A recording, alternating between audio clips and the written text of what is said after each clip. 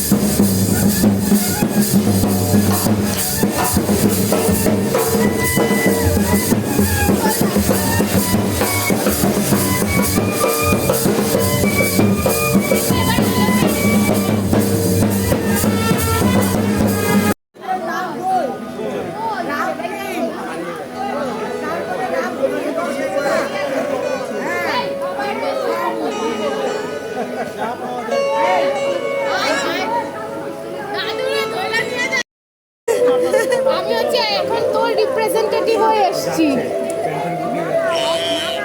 আগে আমাকে বেলটা টাইট করো। এই দেখ শাশুড়ি মাতা আইসক্রিমে মাখামাখি করে রেখেছে।